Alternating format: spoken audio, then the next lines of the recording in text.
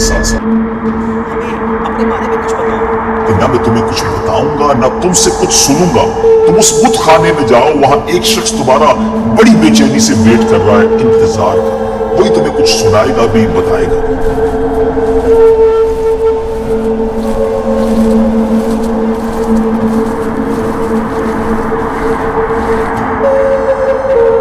तुम लोग कौन हो, कहां से आए हो? शाम से आए हैं। अरब का क्या हाल है? और एक शख्स वहां पैदा होना था, उसका क्या हाल है?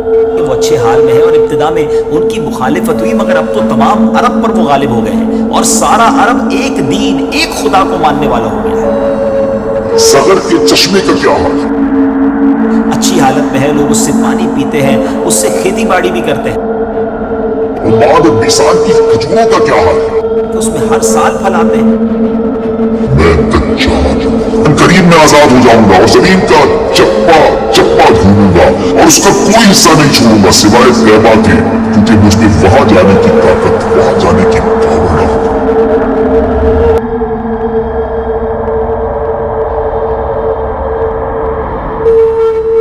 तो जाहिर है कि यहूदी एक क्राइस्ट के इंतजार में है। वो आके यरूशलेम में उन्हें तौहीद सिखा के चला गया। इन्होंने उसे वलदुल हराम और दज्जाल डिक्लेयर किया, नऊज़ बिल्लाह, ईसा इब्न मरियम को।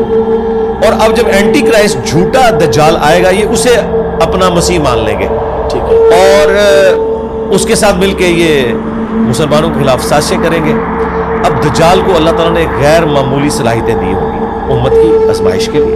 तो दज्जाल को अल्लाह ताला ने क्वालिटीज़ दी हैं जो बुखारी मुस्लिम में है कि उसके हुक्म से बारिश बरसेगी, ज़मीन सब्ज़ा उगाएगी,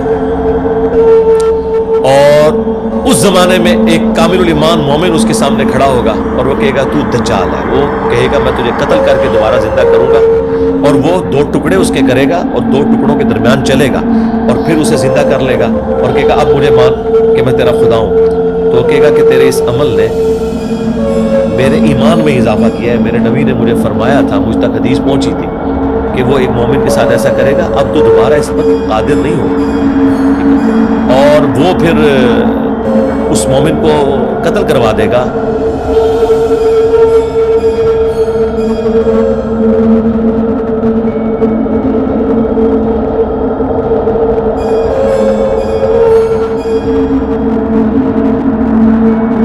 अपने वो जहन्नम और जन्नत साथ लेके चलेगा। वो जो जहन्नम है असल में उसकी जन्नत, वो अल्लाह के यहाँ वो जन्नत होगी, उसे जहन्नम में फेंकेगा, वो अल्लाह की जन्नतों में बंदा पहुंच जाएगा। लेकिन नबी इस्लाम ने फरमाया वो सबसे बेहतरीन शहीद होगा उस ज़माने में।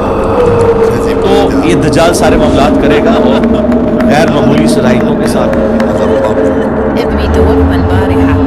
يمكنني إحياء ابنك ولكن بشرط أن تؤمني بأنا ربك. نعم سأؤمن بك.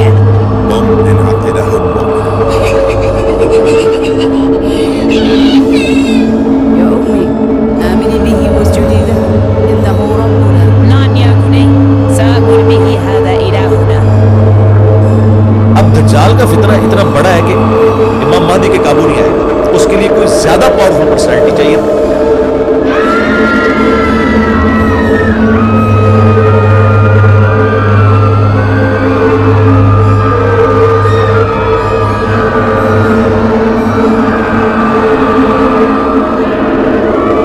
उस वक्त में मुस्लिम शरीफ में आता है कि ईसा इब्न मरियम दिमश्क के मशरकी मीनार के ऊपर दो जर्द चादरें ओढ़े हुए फरिश्तों के परों पे हाथ रखे हुए आएंगे।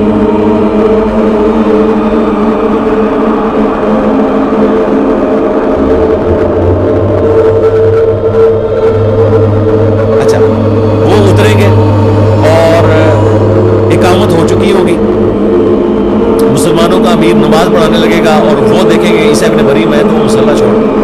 तो ईसा इब्न मरियम कहेंगे कि नहीं, ये एजाज़ है तुम्हारे लिए कि तुम में बाज के इमाम आते हैं हमारे पीछे।